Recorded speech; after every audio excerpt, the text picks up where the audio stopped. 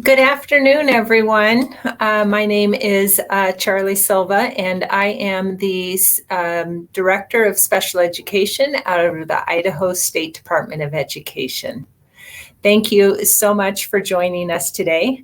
You will see on the name tag below my name, it says Boise State University. And while I have worked for Boise State University, I am currently the state director working out of the great state of Idaho.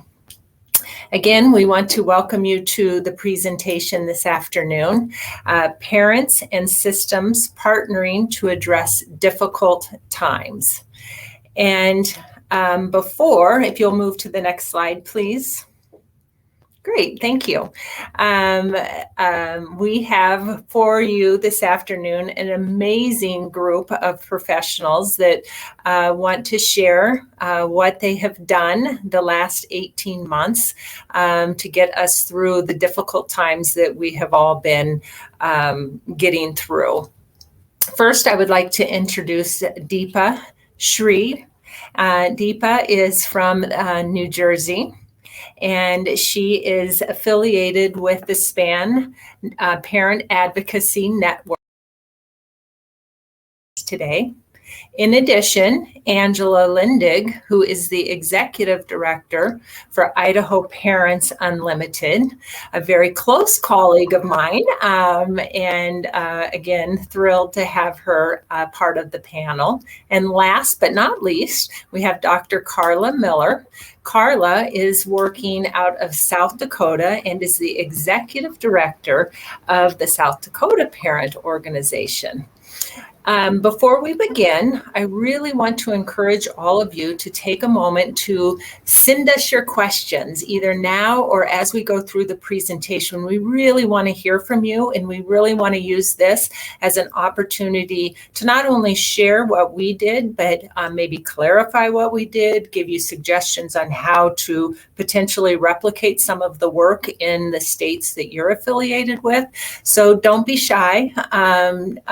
Send us the questions. We'll do our very best to answer them throughout the presentation. So, and I should have mentioned, I am also, my role with you all today is twofold. I am facilitating or moderating this session, and then in addition, I will be joining Angela as we talk about some of the work that we have done collectively here in Idaho. Okay, enough from me. Let's turn it over to Deepa out of New Jersey. I think you'll be very impressed with the great work that they have been doing there. Deepa?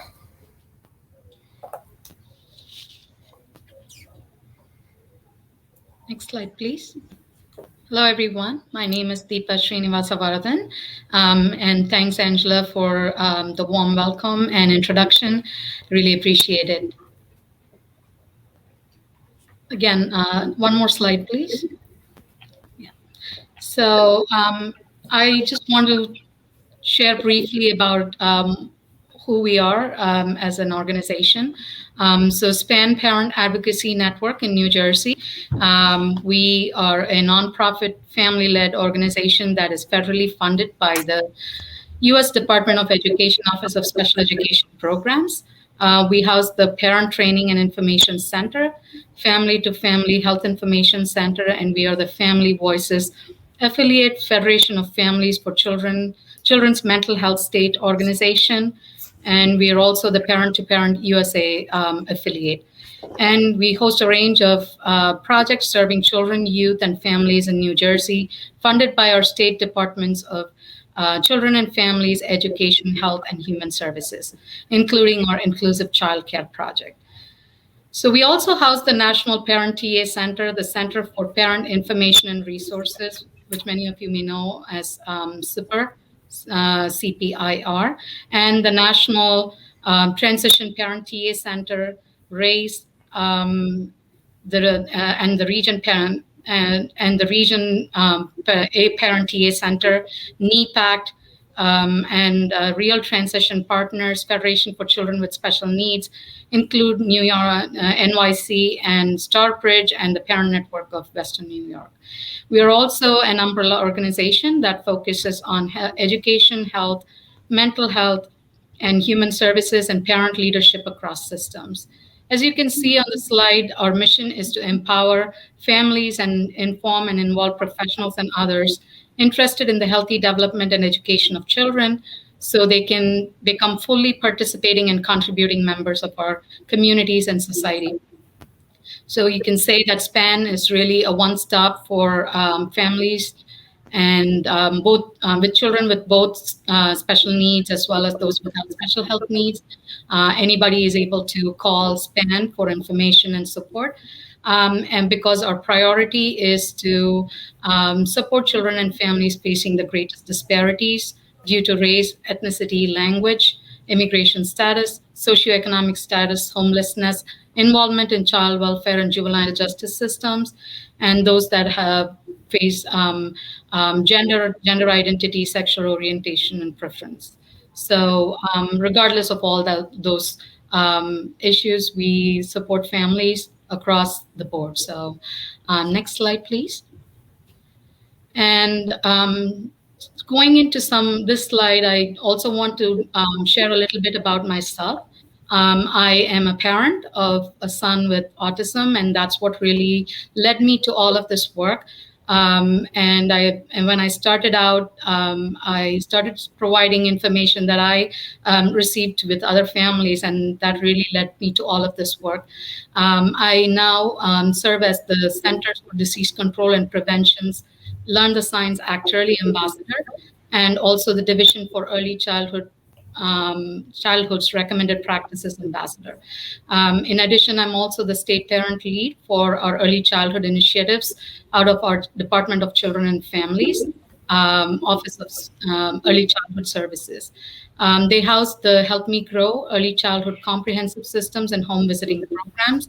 So I support those initiatives with their family engagement work, support the teams with working to partner with families and parents to also partner with those professionals.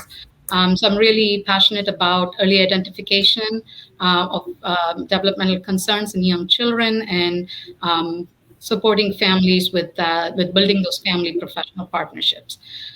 So just going into some details about the Centers for Disease Control and Prevention's Actually initiative. Their aim is to improve the early identification of children with autism and other developmental disabilities. And so children and families can get the services and supports they need as early as possible to experience best outcomes.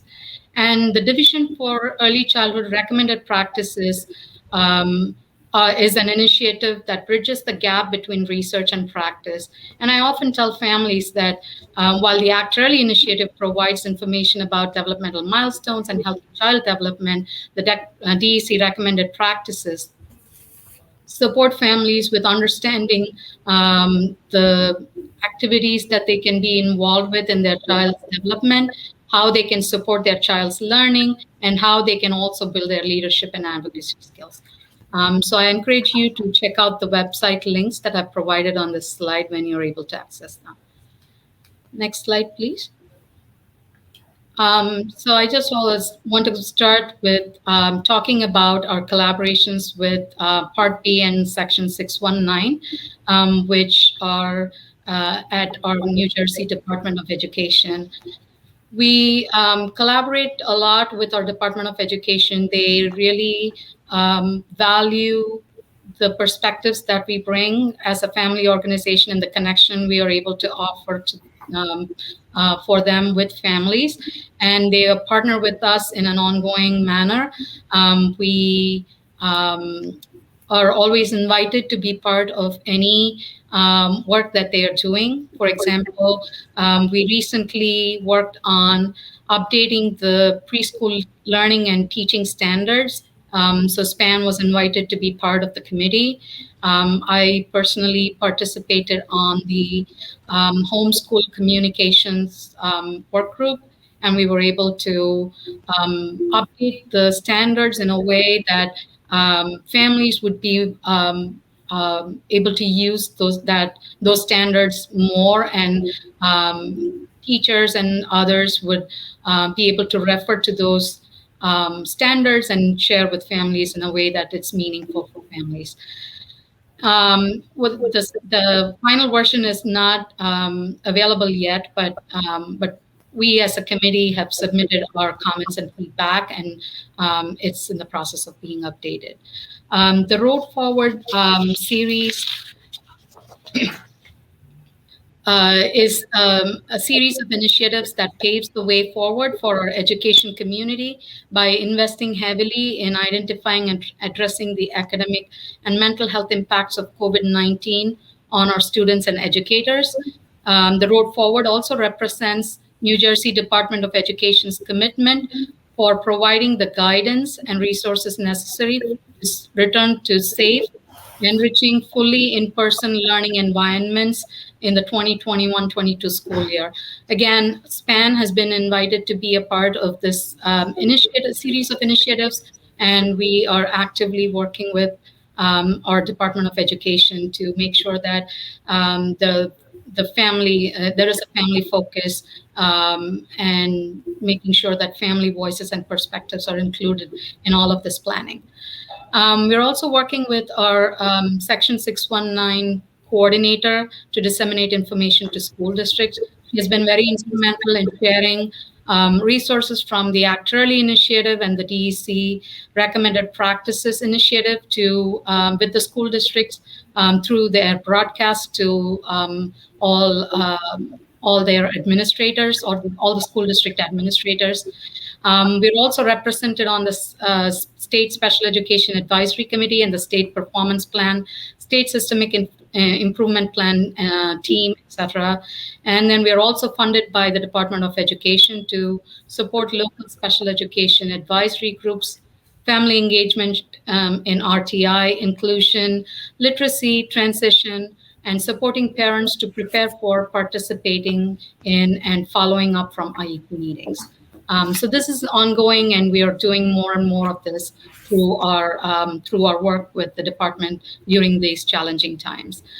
Partnerships with our Part C lead agency. Again, all parties, Part C the Part C agency shares information, both actually and all other SPAN resources with families. We are part of the Title V block grant activities with our Department of Health. That houses the Part C lead agency. We have a Community Health Workers Institute that we partner with. We also ensure that family is disseminated to families through all of the activities that they carry out through the department, partnering on the telehealth capacity building project. And we are also partners on the Community of Care Consortium, which is a stakeholder meeting that occurs 3 times a year in our state that brings together professionals and parents and advocates to talk about the needs, gaps, and barriers that families experience for their children and youth with special education needs. Next slide, please. So these are some flowcharts, sample flowcharts that came out of the work group of the Community of Care Consortium. Again, we solicited parent feedback as we developed these. These are flowcharts that families can use when they note concerns in their child's development. So these flowcharts explain the services that families can connect to and experience better outcomes. Next slide, please. So another department that we work closely with is our Department of Children and Families. I already mentioned that I'm the state parent lead for their early childhood initiatives. So all the early childhood initiatives focus on developmental health promotion and parent leadership development. We have 5 place-based teams and central intake hubs in all the 21 counties. So all of them include early childhood specialists and a free developmental screening access for families. So I work with them to on ongoing continuous quality improvement. We also work with our Department of Children and Families with their Strengthening Families initiative to support their books, balls, and blocks events that are happening throughout the state. We are also partnering with our preschool development grant Birth to Five in hosting trainings for our county councils for young children and parent linking programs that support teen parents. Next slide, please. So this is another example of a resource that we were able to create in partnership with our Department of Children and Families. This passport, again, outlines the importance of developmental monitoring and screening. And this is a tool that we developed in the hope that it will be an empowerment tool for parents who are noticing concerns in their child's development and are unable to have those or initiate those conversations with their child's pediatrician. So when we share this, we highlight the need for them to have those conversations with those pediatricians and make sure that they are asking for a validated screening tool.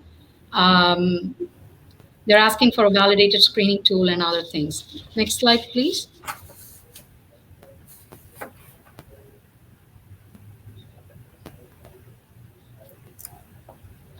Ben, can you move us on to the next slide? Deepa has a few more slides to go through.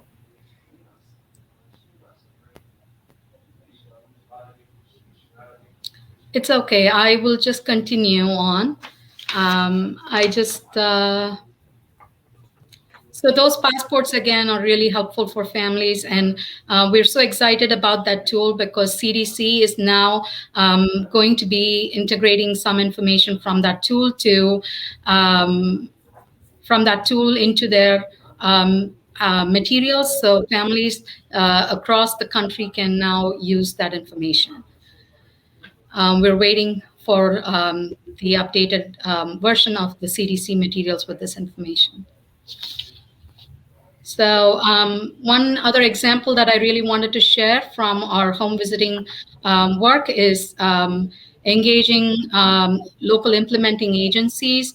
None of the 6 teams that participated in that project had a parent leader to start with. And then by the end of the 1-year quick project, we were able to make sure that each of the teams had at least, next slide, please, have at least one parent leader that was fully engaged. So they were very hesitant. There were many challenges. Teams were interested and willing, but they had reservations and or little experience to engage parents. They were hesitant because about burdening parents because they thought it would be overwhelming for them with the time commitments, data, etc. And then they had a very short time frame to achieve their goals. So they were really looking at the project and getting very frustrated, but we were able to really break down the process for them. Next slide, please. And then we were able to provide some helpful strategies. We were provided with a toolkit by the Home Visiting Coin leadership team, which I broke down into parts for easy understanding and use by the 6 teams. And then we were able to normalize staff hesitations. We had to just encourage them to just start reaching out. And then I had one-on-one TA calls with them, and then supported them to take their time and supported them to set intermediate goals, to first identify the parents and then engage them in a small activity and then introducing data to them, etc. So eventually they were able to meet the SMART aim, and parent leadership took on several different forms. Some ended up having parent champions who became developmental health promotion messengers in their community, and some parents were part of their community advisory boards, and some parents really delved into deeper into data and were able to help the teams with continuous quality improvement. Next slide, please. So really the lessons learned was partnering with a family-led organization like a parent center, because they help with building trust with families, and they are legitimate organizations and have the legitimacy that families are looking for. And then the capacity to reach families as well. So definitely ask parents how they would like to be involved and what would be helpful. So that really was helpful for the teams that worked on the home visiting teams that worked to build parent engagement. And then starting where families are and helping them to identify where they want to go. And always educate and empower families to engage them at all levels, and lead together with them by helping them recognize their strengths and seeing every parent as a leader and making space for new leaders. I cannot say enough about all of this, and I know many of you already work wonderfully with families, but just wanted to share these as some highlights as we continue to work with families during this pandemic and beyond. Thank you. Great. Hey, thank you, Deepa. And I just want to say, again, I'm so impressed with all the work that you have done in collaboration with your partners in the state of New Jersey. I had an opportunity prior to the session to actually go and look at some of the links that you provided. And I can tell you here in Idaho, we're going to be borrowing some of your work and making it relevant to folks in our state, because it really is outstanding. We did have one question in the chat, and that was whether the material would be available, and I can answer that, and that is yes. I'm not sure if it will be posted on the website or on the OSEP site. I'm thinking it will be, but if not, Deepa did a nice job of providing the links within the presentation, and I know the presentation will be posted. Also, just a big thank you, Deepa.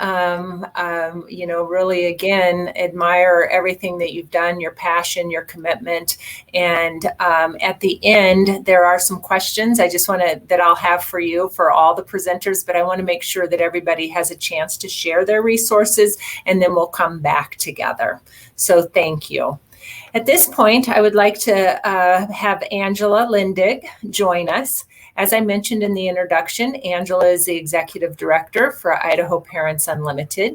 We work very closely together, and we'll be taking turns as we go through and share all of our resources that we have developed through the difficult times, i.e. the pandemic, and highlight some of the lessons learned and take any questions you may have. Angela, do you want to start us off? Yeah, I would love to. We'll get those slides pulled up, and there we go. So first of all, we are also, like Deepa, we are the Parent Training and Information Center in Idaho. We are also the Family to Family Health Information Center and the Family Voices state affiliate. So we have many roles in working with families around their children's education and community-based services, health information, anything and everything to do with a family who is raising a child with a disability or special health care needs, to navigate the complex systems that we all need to navigate from birth to adulthood. And like Deepa, we are parent-led organizations. And so we are parents ourselves who have children with disabilities and special health care needs, and we have that lived experience. So while we are professional partners, we also have the lived experience of navigating those systems ourselves. And I think that really can help to develop these good partnerships that we have, especially with you, Charlie, and others at the State Department of Education and the other partners, many of whom are listed here, and some, and not many that aren't, but before, during, and after the pandemic. So we've worked together for years. And when Deepa mentioned, working with a family organization to help build that trust and that legitimacy, I want to just sort of touch on that a little bit, in that when we work together, when we collaborate with each other, we enhance that trust with families, right? I think, and with each other. And so these great relationships that we have only improve the systems for families all the way around in our state. So if somebody is out there and they've not necessarily worked with their parent center, or if a parent center hasn't necessarily made those connections for whatever reason, I say take the leap, because it just enhances our systems all the way around for families. And Angela, I just want to chime in, if I may. I think what made it so, I guess the right word would be manageable, as we entered into the pandemic, uncharted waters, so to speak. What made it almost seamless for us is, to your point about trust, we already had that trust. We had that collaboration. We had those good relationships prior to the craziness of the last 18 months. So it really did, in my mind, it was, okay, call Angela, call our SESTA friends, let's get together, guys. And we didn't have to take time to build that relationship. It was already established. And what I feel one of the best byproducts of the pandemic, if there are any, is that we even strengthened those relationships. Absolutely. So, we feel very fortunate that we have all of these great partners. But if you don't have them in your state, you can. If we can do it, anybody can do it. Yes. And one of the other things is that we are, as parent center staff, we are literally at every table in our state. And so you think that there's a lot of us, but there isn't. There's just a few of us. But anyway, I wanted to just kind of highlight some of our special projects. So some of the people that we've worked with, obviously the State Department of Education, we are very closely partnered with the Infant Toddler Program. I happen to be the chair of our Infant Toddler Coordinating Council, so I'll talk about some of these special projects. You mentioned SESTA. We do quite a bit of work with our Division of Vocational Rehabilitation, and then there are some additional resources and other collaborative partnerships that I'll touch on and you can talk about as well, Charlie. So can we go to the next slide? Okay, so this is kind of small to see this, but some of our featured projects that I wanted to spotlight. We have an annual contract, for instance, with the State Department of Education that provides certain things. Parent Leadership Development Institute that we do annually. We didn't do it in 2020, first year that we didn't do it, but we do that. We take parents for a week and give them intense training on parent leadership, and that is supported by the State Department of Education. We also provide scholarships to parents who have conferences or meetings or things that they want to attend to better understand their child's disability and how it relates to their education. We have arts programming in our organization, which is unique. I don't know of another parent center that does have arts programming. So we provide art opportunities for students with disabilities. And another project that we've been working on is the State Personnel Development Grant, which is the SPDIG, and that is focused around literacy. We call it the Cultivating Readers project that we're deeply involved in with the department. And then we have a council on secondary transition that we work very closely with you all and all of these other partners on for students who are transitioning to adulthood. In addition to that, what formed out of that was a team essentially for transition, where by attending nationally at the National Technical Assistance Center on Transition, their annual meeting, we have developed a statewide transition institute here in Idaho modeled after their institute. And that has been just a wonderful partnership that we've been able to be a part of. And finally, not to say that this is finally, because there's a number of other projects and partnerships that we've been working on, especially over this last year. But our Work of Art program, when I mentioned our arts programming, that is an amazing program where we take students with disabilities and have them work in collaborative teams with a community client to develop the art of that client's essentially commissioned artwork. And that is an employment skill building program that is supported through VR. And so, and for the WIOA. And so that has been just a tremendous project that we've worked on. And this year in particular, to be able to take it online was a huge challenge. We didn't know if it was even going to be possible to do that online, and we were able to do it very successfully virtually. So those are just some of our featured projects. Are we able to show this video? No, we're not, Angela, but I do want to share with the audience. You can see on your screen, we were hoping to be able to share a very short, it's like 2 or 3 minute long video, but for the sake of time, we're not able to do that today. But I really want to encourage you to just take a few minutes and go to the link. You can find these videos, and let me backtrack.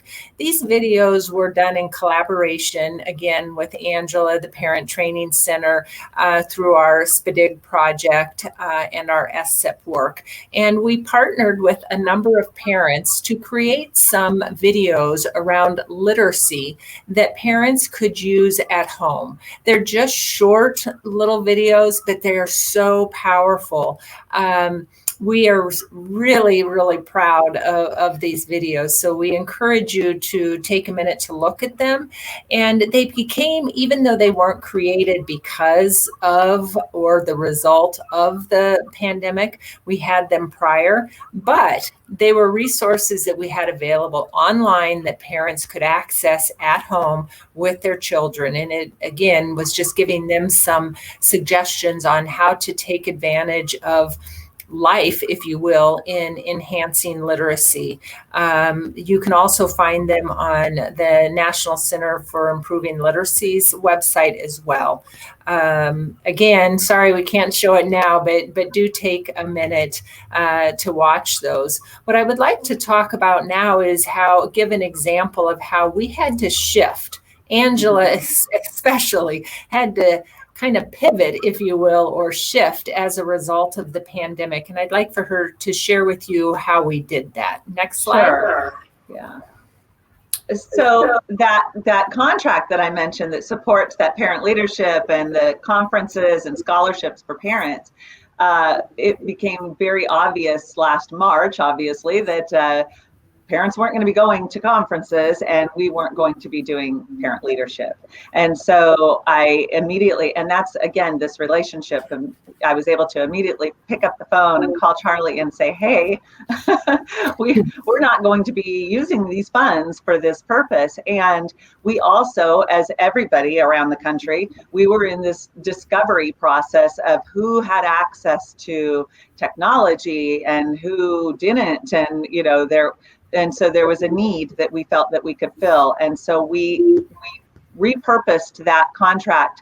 And it was a small amount of funds at that point, but we were able to repurpose that for the purchase of technology or developmental equipment, sensory tools for parents to help them with their child's education at home. And we were able to serve 42 families with those funds. And it was just the way that we were able to just immediately pivot and say, there's a need, let's address it. And it was wonderful because the parents that accessed this, it was gone within a week. But the parents that accessed it, they were not, nobody was looking to take advantage of it. We had families that simply asked for noise canceling headphones. You can see the picture there, an example of that. We had a family that was looking to purchase something, a wobble stool, right? So just to help them stay focused and not expensive items at all. And others did look for iPads or, other technology. But anyway, it was a wonderful way that we could just quickly pivot and meet some needs of families that we wouldn't have known about. And it also helped us with our data and understanding as we went through the pandemic, really getting with other partners throughout the state to realize the good data around who has access to technology and telehealth services and remote learning. So we're still learning from that. So next slide. All right, I will talk a little bit about Idaho SESTA, and SESTA stands for Special Education Support and Technical Assistance. It is a project that we fund through the department here at the State Department of Education, and we flow through some funds, some IDA Part B funds to a couple of our universities, Boise State University and the University of Idaho. We did that intentionally because we really wanted to make sure that we had resources for our entire state. If you have not been to our great state of Idaho, we're rural. We have the Treasure Valley, which is Boise Meridian and is growing. I believe it might have made the top 5 in the fastest growing cities. So we are very much in an urban area, but the minute you leave the Treasure Valley, it does become rather rural. And to piggyback on what Angela said in terms of collecting data on having access to technology, the bandwidth, that has been really, really helpful because, again, we have some very remote communities that we learned through the pandemic just didn't have the bandwidth. So we now are better situated in that regard. But going back to SESTA, SESTA does provide, and they are very much an extension of the department, but they provide our training and support.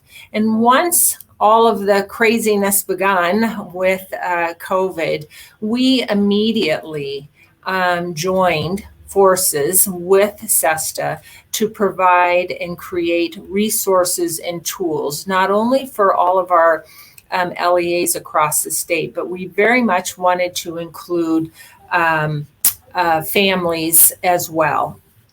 And all of this, all of our resources, and the link is there, can be found on the Idaho Training Clearinghouse, which is kind of our repository, if you will, of all of our wonderful resources that we have available. But again, because we had such intact relationships with all of our partners, it really was a matter of making a phone call, sending an email, and saying, all right, gang, we're going to start doing weekly webinars. And what are we going to cover? I'm not sure, but we're going to ask what the needs are. And we will then, based on the needs of all of our districts, we created frequently asked questions, and I'll get to that document in a moment. But we thought, well, let's hear from folks. What are you struggling with? Families, what are you struggling with? So the SESTA COVID-19 resources and tools is where we have everything. Next slide. You want to talk, Angela, about some of the Facebook webinars we did? Yeah, we did a number of Facebook Live and joint trainings together, and so some of those that we did was your rights and responsibilities on IDEA, and I invited our dispute resolution coordinator to join me. There's a screenshot there of part of that PowerPoint, but we did that as one of our monthly trainings, and Jeff joined me on that, and that was a great presentation. And then we followed that up with a 15-20 minute Facebook Live presentation with one of our state facilitators to just talk about facilitation in the dispute resolution process. And so it's been wonderful that we were able to just pull together and meet those needs. These are the questions that families were struggling with. And so so we said, okay, we're going to respond together on giving families answers. And so this was a terrific opportunity, and it's ongoing. We're continuing to to look for things. And actually, maybe that comes up on the next slide. Let's go to the next slide. And I would just add to that, we also did a presentation or an evening Facebook chat with our Disability Rights Idaho. And that I thought was really powerful. And I think one of the biggest benefits of doing that is we were modeling for families how we all work together. We may not always be on the same page. We may not always see things the same way. But at the end of the day, we all have the same goal, right? And so we were modeling for families how we all communicate together. Oh, goodness. It's about that communication. Sorry. Oh, goodness. Thanks. Yeah. Yes, that was a wonderful presentation that we did. And I know we were getting close on time, so I want to get through our part here. But I mentioned that we also, as the Parent Center, have that relationship with our infant toddler program. And so we worked on telehealth resources for families and actually provided an infographic on how Part C services were provided during the pandemic and how quickly we had to shift, or the Part C program had to shift to providing all services via telehealth. And so that is another thing that we worked on. So let's go to the next slide. And then you can talk real quick about the resources for parents there, Charlie. Yes, thank you. Yes, as I mentioned before, and I do want to be very mindful of our time because I know Carla has just some amazing things to share with you all as well, and I don't want to shortchange her. Anyway, we, in addition, created, like I said, lots and lots and lots of resources for our LEAs. And it's hard to read on here, but you can go to the link. We also created, as I mentioned before, guides for parents. And what we called them were quick guides. And they're one-pagers. And they're user-friendly, and we created them for parents. How do you navigate an IEP meeting virtually? What are some questions you might want to ask? So those were just put into one-page documents. Well, things like, well, what are recovery services? And again, the intended audience being families. We also then did our very best as much as we could to also make those available in Spanish for our Spanish-speaking families here in the state. So again, just for the sake of time, please take a minute to go to the link and visit all of our resources. Speaking of resources, all of this information will be posted on the OSEP site. So you will have access to this PowerPoint and will be able to get to all of the links. Next slide. Okay, again, here's just an illustration of the Special Education Guidance Back to School Guide 2020. In this again, we asked all of our LEAs to submit questions to us weekly. We took those questions, we vetted those questions, and then we answered them and provided guidance resources into one kind of running document, if you will. And that was the same, there's a section in there for families. So all of that is there. And as I mentioned earlier, when we started all of this and doing these weekly webinars and whatnot, we really didn't have a lot of answers. So we were asking the questions, and then it was definitely all hands on deck on trying to research, create resources that were user-friendly, etc. So again, that's all there for you. Next slide. And you want to talk about the parent ones there? Yeah, I'll just mention that working with SESTA, they created these fantastic Padlets. If you're not familiar with Padlet, check that out. But on our Idaho Training Clearinghouse website, you can find the SESTA resources, which is, somebody had asked, special education support and technical assistance. So Idaho SESTA.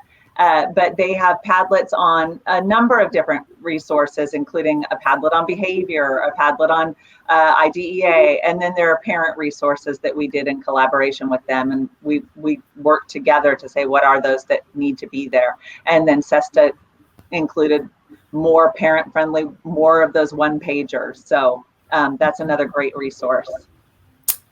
All Next right, slide. and then lastly, we just want to talk about, okay, emerging from the pandemic, what's next? I mean, after the pandemic. So if you can go to the next slide.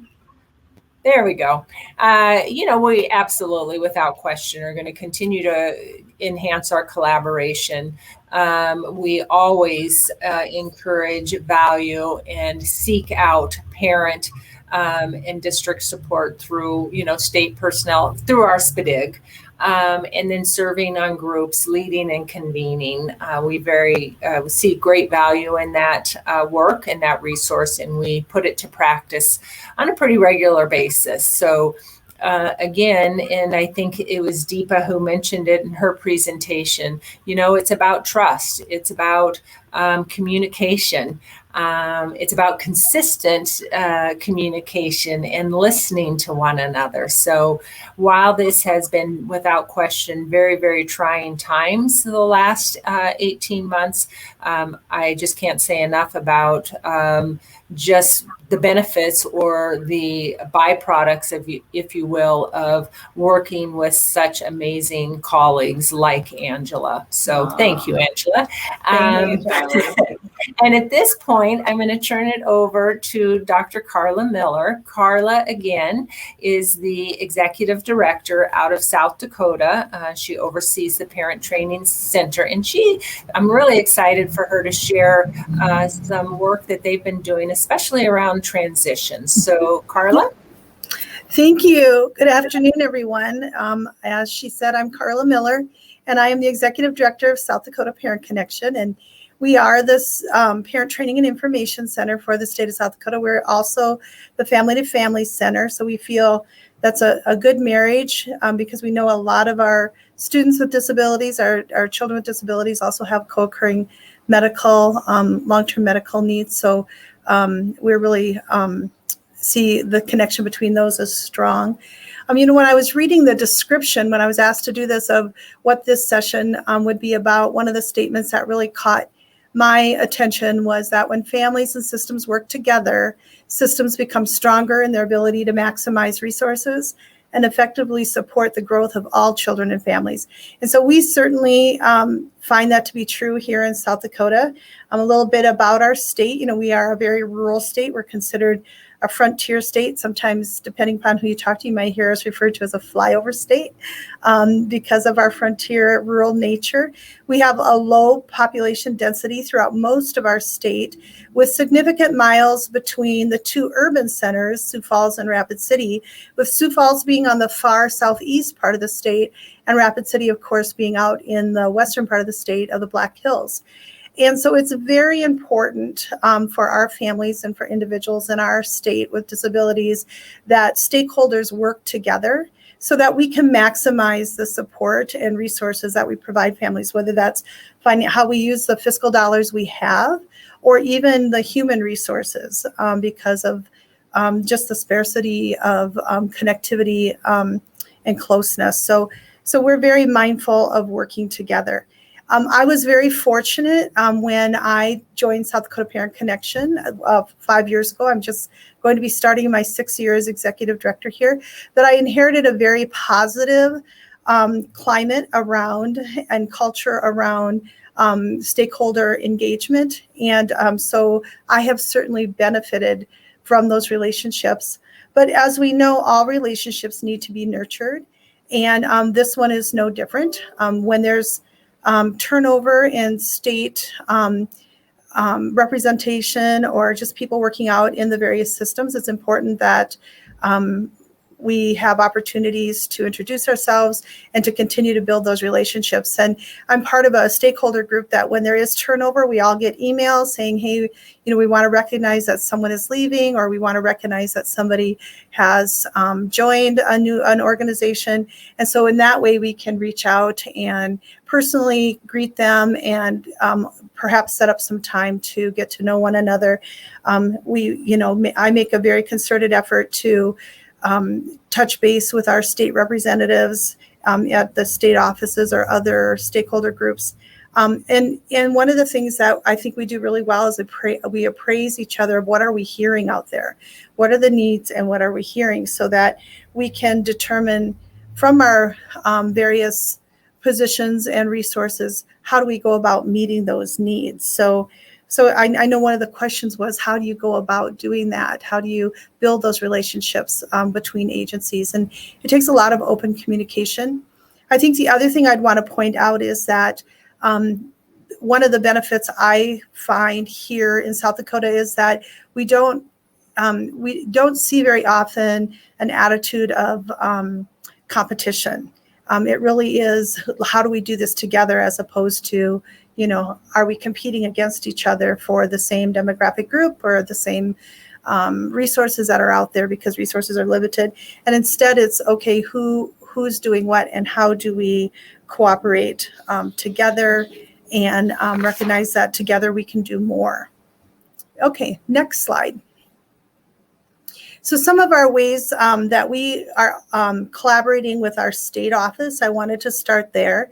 One probably resource that we are to the state that has come out of a really strong collaboration with our state office of special education is our Navigator program. It's pretty unique to South Dakota. I get asked about this program a lot from other parent training and information centers around the nation. Years ago, well before my time here, it was determined at the state level that there was a need for an intermediary type program that can work with families, the goal being to work closely with families to have perhaps offset the need for state complaints. And so the state of South Dakota Office of Special Education Projects developed the Navigator program and offered that as a contracted service to South Dakota Parent Connection. And so what this program does is it allows us to work more closely with families under our PTI umbrella. We provide a lot of resources and training to families on what is their role and what are their rights and what is the role and the rights of the school districts. But this program allows us, if beyond that level of training, parents are finding themselves in conflict with their school. Oftentimes it's because of maybe some shutdown in communication, that we can work a little more closely with the families.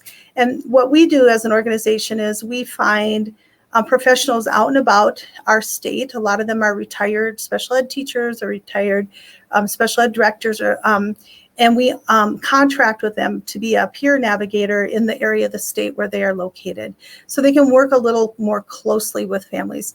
Under that program, we are not, of course, a legal entity. We are not advocates. We are there to help the parent define what their questions are, help them organize their thoughts and concerns in a way that they can more clearly communicate that to their school district, or if they're just not understanding what the school is trying to tell them, that we make sure that there's no barriers to communication there in their ability to understand, and so that we can provide that closer walk in and keep those lanes of communication and doors open between the parent and the school.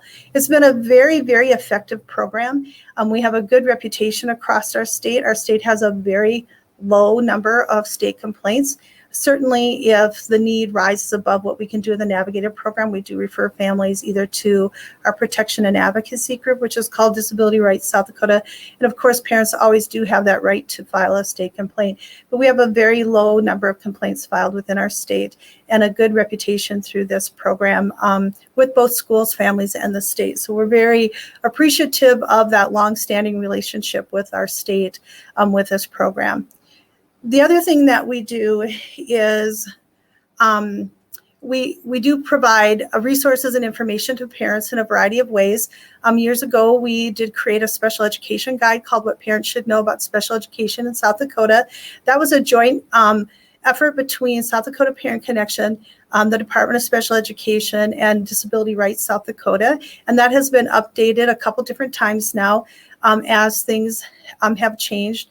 And that really provides information to parents on a very parent-friendly level of communication on just what are their parent rights under IDEA. We also create parent briefs and quick guides on various topics. And we will often ask other individuals from across the state, from other agencies, if that's their area of expertise, to guest author one of those quick guides or parent briefs. And we've always had really great response from that. The example I have, just the picture of it, is around behaviors. And we had the person from the state who works the most with our MTSS programs author an article on behaviors in school. So that's a valuable resource. And then we do work with other state offices as opportunity comes available. You heard the previous gals refer to the SPDIG, or the State Personnel Development Grant. We are working with our state on that also, again, with literacy. And we did create a resource, kind of a toolkit called Read to Succeed for families, where they can go and find information about how children learn to read, what are the things that are being done in school to teach them to read, and more importantly, how can parents partner with schools in helping their children to read. And that has been a very successful project. We're just ending our fourth of a 5-year grant with that within our state. So those are just kind of a couple of ways in which we have participated and collaborated with state level agencies in the past. Some others, we do participate in our Part B Interagency Coordinating Council. That's a governor appointed position in our state. Recently, I participated, the Secretary of Education had a committee on opportunity, looking at what are the opportunity gaps within our state. I have a staff who participate on the board of our vocational rehabilitation program, and also on the board of the Services to the Blind and Visually Impaired in our state. And we are longstanding members of the Department of Human Services Community of Practice for supporting families in our state. So a lot of opportunity. We're very fortunate that we're asked to sit at the table by those entities, and are very grateful to be able to do that. So next slide, please. Okay, some other stakeholders that we've been working with, Disability Rights South Dakota, and they do the Partners in Policy Making, and we support that program. We also just recently completed a guide on when behavior is a concern at school, so that parents understand what their response to schools can be, in particular when they're getting called about their child's behavior. And we have worked with this Transition Liaison Project in our state with their Youth Leadership Forum, and we have provided resources to them, both funding for the state Youth Leadership Forum, but also some training opportunities. And then we have a really strong partnership with our university affiliated program, which is called the Center for Disabilities here in South Dakota. We provide a staff member as a LEND instructor, and she works with incoming pediatric fellows in understanding the role of families in shared decision making. We also provide a staff member to their transition clinic, which is a monthly clinic that's held, and families come into the clinic and they go through a series of evaluations around transition, and then we are able to sit down with the families and visit with them more personally about other concerns or needs that may need to be addressed that didn't come through maybe through the evaluations. We are part of a brain injury networking group under the Center for Disabilities.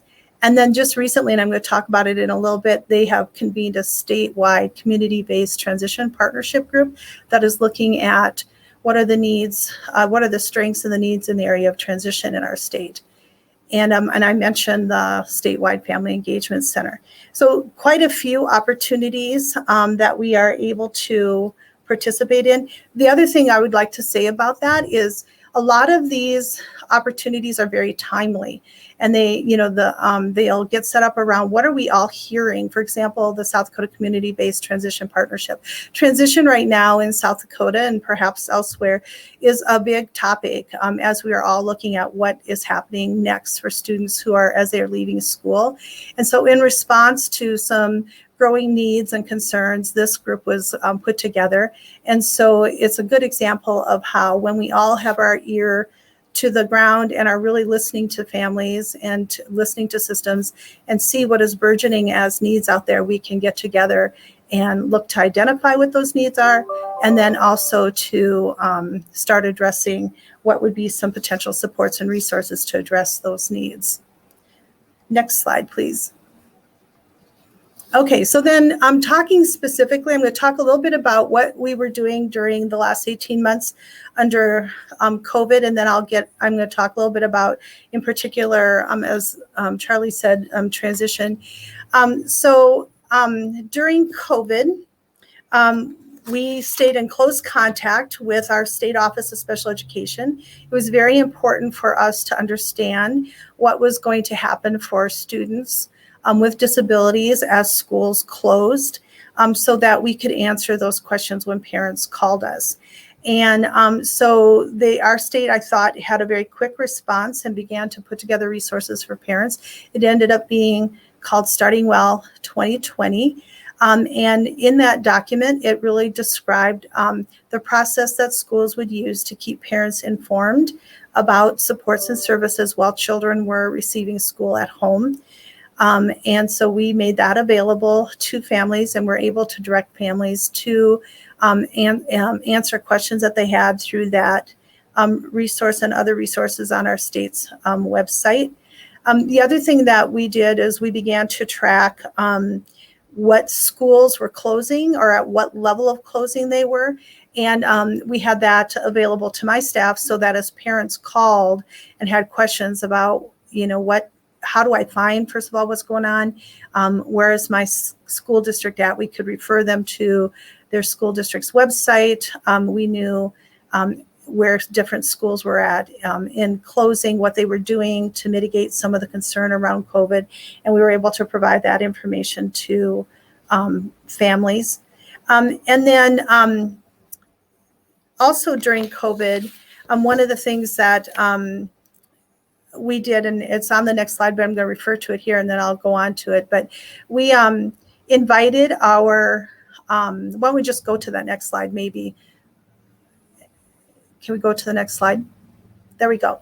We do what's called a Lunch and Learn series. It's a once a month series where we invite stakeholders to present on various topics of interest and need around our state. And so we made sure to invite the director of our state office of special education to be part of that and to do a question and answer around COVID as part of that Lunch and Learn, so that people could tune in virtually and listen to her talk about what was happening in the state, but then also take questions from families.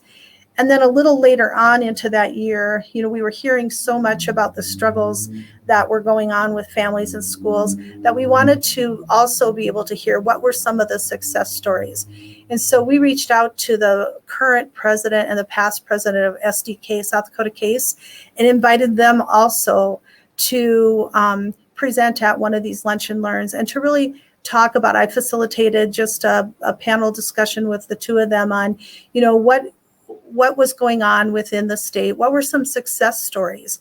And they were very eloquently able to really share about how schools and families were working together successfully and how hard families were working and students were working, and the stories that they were hearing, which were very important to get out there. And then, but what were some of the ongoing concerns for families and schools, and what were ways that they could see the schools and families working together so that they could continue to be as successful as they could while schools were still closed.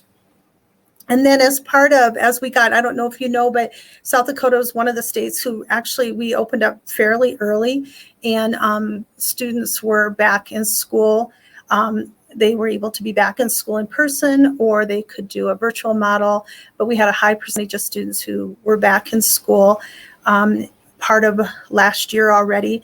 And so we did a back to school reentry education series where we talked about getting ready for reentry. What were some things that parents could do? What were some things that we felt we needed to remind them would be important conversations and discussions to have with their school? In particular, we wanted to make sure parents understood how valuable their insights about how their child did while they weren't face-to-face with their teachers were. We did some training for parents on can they take some informal data at home and then share that data with their school district team so that their school district team would have an updated information around how their child managed the schoolwork and what kind of progress parents saw, or maybe what kind of slippage parents saw with their child not being in school, and use that information as they plan for coming back to school. And we also did a session on supporting children's mental health. We thought it was very important for both parents and professionals to be mindful about how children manage this time away and this interruption in their schedules in the area of their mental health and feeling safe and their emotional well-being. So that was one thing that we worked with us, and our state office of special education supported that and actually paid for us to do that back to school reentry series for them. So, okay, next slide. Okay. So in the area of transition, that is an area that has kind of come to the foreground in South Dakota. And so I was glad of the opportunity to talk about the things that we are doing.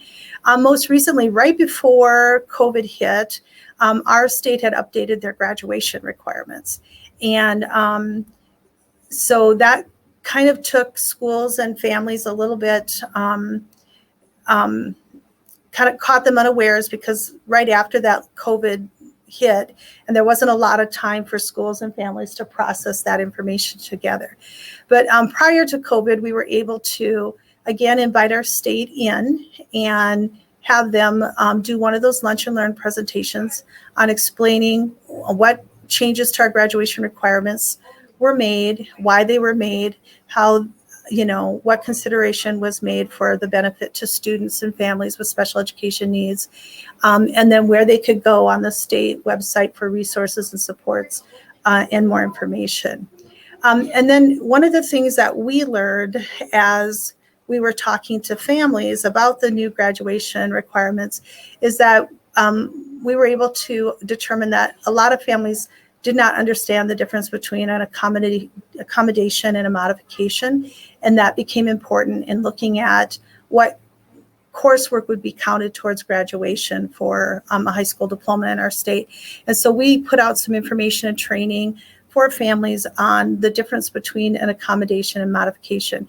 And we always focus our training opportunities for families not only on content as far as what is an accommodation and a modification, but then what kind of questions, if you're not sure of where you're at with your student, what are the kinds of questions that might be helpful for you to ask your school team? And then the state continue to provide some resources and guidance, and they will be putting out new guidance in the fall. And we've been working with them on how can we help them promote that guidance so that parents and schools get the same information as they're making decisions about coursework as kids look towards transitioning away from high school. Okay, next slide.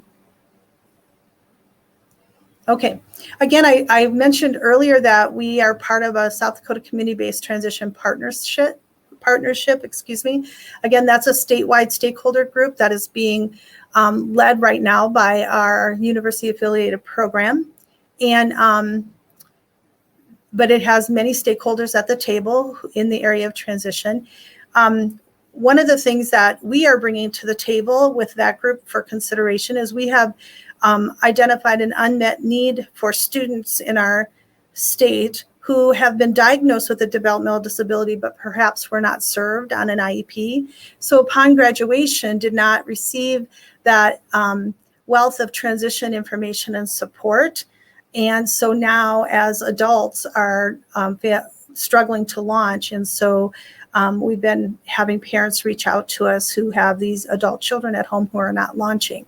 And they don't know about some of those resources like Voc Rehab or the Department of Labor and some of the programs that they have.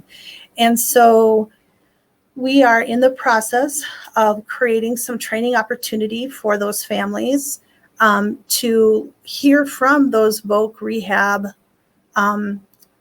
and Department of Labor and independent living centers and other programs so that they can hear what services do they provide and which ones might be of support to their adult child living at home who is struggling in that area. We also have began working on a guardianship guide. We have a lot of information in our state around guardianship, but it's a little bit fragmented and I think hard for families to maybe find and digest. So we are putting together a guardianship. And so we are going to be partnering with a couple different people on that. Our disability rights group would like to partner on that, as well as bringing in some of our state level people to create a quick guide or some other infographic that that will help that explain that process and what are the different kinds of guardianship that are available out there. And then the other work that we're going to be doing in particular is there's an interagency transition council that is made up of a variety of stakeholders around our state that meets once a month.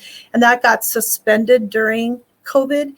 And so we're looking to become involved in revigorating that group. And it's an opportunity for everyone to come to the table once a month to share what is going on, what is everybody working on, what new resources and supports are out there. So as we're working with families, we have timely information to be able to share with families. Okay, next slide. I think that was my last slide actually. So just kind of capping it off for my presentation here today, you know, one of the things that I think benefits all of us, and in particular families and individuals with disabilities, is as stakeholders, when we can work together and stay in touch and really have the pulse of the needs of the families in our communities, and then work together to look within our organizations and the things that we are doing and the things that we can provide to be good referral sources to one another. We like to say that send families to us, because if it's not us, we know who it is and we'll put them in touch with who it is. And so we do get a lot of referrals from our state partners because they know that if families start here, we'll get them connected. But we also do a good job of referring families to those other agencies that actually provide a lot of services and supports that they need. And so that's just an ongoing thing that we need to do. And so we just keep at it. So any questions for what we do, it'd be a timely time to do that. So not seeing any new questions. Okay. Great. Hey, thank you, Carla. That was phenomenal. I'm very impressed, just like with New Jersey and what Deepa shared, just a wealth of pretty phenomenal resources. So thank you for sharing that. If you can pull up the next slide. Just want to make sure that all of our participants have our contact information, and then perfect. Thank you. So as you can see on the screen, if you would like to reach out to any of us, all of our emails are there. And I think I can speak for all the others in that we welcome any questions you may have for us after this presentation. Before we end our time together, though, I do want to take a few minutes and do a Q&A. So next slide. I believe is our Q&A slide. Yes, thank you for that.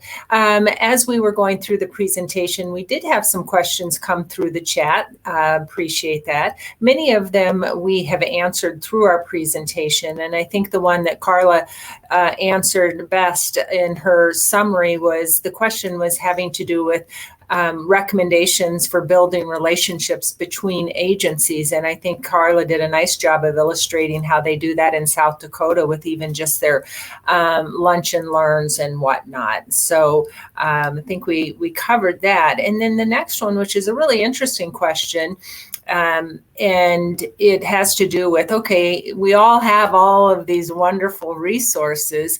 What are some strategies to get the resources into the hands of those that need it?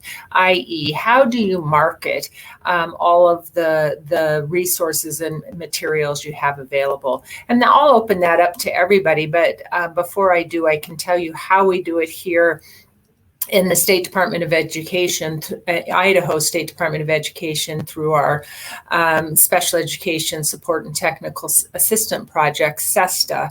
And we decided, it's probably been 2 years ago, that we really needed to have an expert on our team who knows about marketing, right? We're educators, we're trainers. We can create all of these great resources, but if we don't get them in the hands of those that need them, it's for not.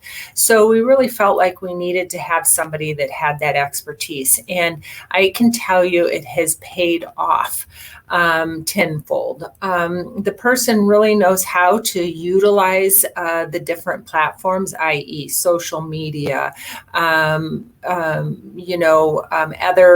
tools that are out there. It's not my area of expertise, but we felt that we really needed that. But what we also did, and we evaluate this on a quarterly basis, we look at our analytics from our different training sites. So for example, the Idaho Training Clearinghouse, again, just tons and tons of resources.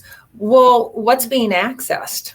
How often is it being accessed? For how long is it being accessed? So we have all of those analytics that, again, we collect on a quarterly basis, and that kind of helps drive us in better understanding what are people,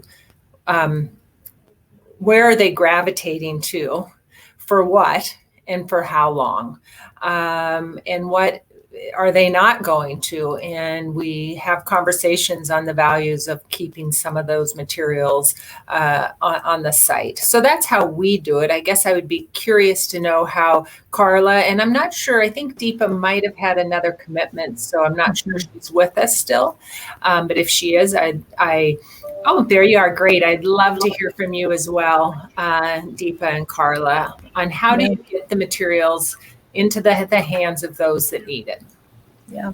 Well, we unfortunately don't have a marketing person, maybe someday in our future, but, we're very mindful of, well, first of all, we do a lot of collaboration when we make new resources. So we feel like, if we get it out and our collaborators get it out, that we have a better chance of getting it out to a bigger population. So that's sharing of resources. You might see resources on our website that are also on our Protection and Advocacy's website, that might also be on one of our transition services websites. So they're getting out there. But otherwise, we promote them through our website. We promote them through Facebook. We certainly, pre-COVID and now starting to build a little bit again, try to make it to conferences and meetings that are around parents' gatherings, so that we can have our information showcased there. So those are probably the best ways that we have found to do it. Deepa? In New Jersey, we for our organization, we do have a communications director and that really focuses on marketing the information, making it more family friendly for families that are viewing that information. So in addition to all these different roles, I also lead our Learn the Signs Actually COVID response project. And I am specifically focusing on creating some social media posts. I provide just the content to our communications director, and then he makes sure that it's ready to be marketed as Milestone Mondays posts. It goes out through all our social media platforms, Facebook, Twitter, LinkedIn, whatnot. So it's really me framing the content for one single post, and then it's marketed on all these different platforms. Having said that, we also have a website administrator. So any information that we want to post on our websites, and we have separate web pages for each of our projects or initiatives. Again, we share all the information that needs to go up on the website, and that person is really able to help us with getting all that information together and onto our website. The other ways we do is we also have our newsletters. We call it SPAN News You Can Use. And that's, I think, bi-monthly, or sorry, bi-weekly. And then we are able to send out information as and when it's relevant for families. So they can receive that in a timely manner. It includes information about upcoming trainings, opportunities for leadership and advocacy skill building. Parent support groups, parent roundtables. So all of that information is included in those newsletters. We send them electronically via our email listserv, constant contact. So you name it, we're always constantly sending out information. And then the other most important piece is we definitely believe in and invest in the power of empowering parents. Through my work, I'm constantly, all of our projects and all of our staff do that. But in particular, through my project, I'm focused on building those parent champions around developmental health promotion. So they are able to take all the information that I provide and participate in different activities across the state within their communities, whether it's referred by me or whether it's they're working with another organization or a partner in their communities. They're able to be those messengers in their communities. So we believe in sharing information. That way we have a whole range of different ways that we train parent leaders with all this information. We have an extensive training called the SPAN Resource Parent Training. So they're trained volunteers who are, again, messengers in the community and share our SPAN information across the state. So, and then we also have our Special Education Volunteer Advocates Training Program, where we train parents, again, to support other parents with Iep meetings, whether it's related to inclusion or transition, dispute resolution, or mediation, or supporting them to make that bridge that gap that the parents have with their school districts, and prevent them from going into dispute resolution, but also finding the supports and solutions that they need. Great. Hey, thank you, Deepa. That was very helpful. We did have a question, Angela, specifically for you. And that question is, how does the Idaho PTI assist parents with dispute resolution options? Question one, it's two-part. Does the PTI attend IEPs with parents who are having disputes with school districts? So two answers to that then. One, we provide, as I mentioned, we provide training, our workshops, our webinars around the dispute resolution process in Idaho.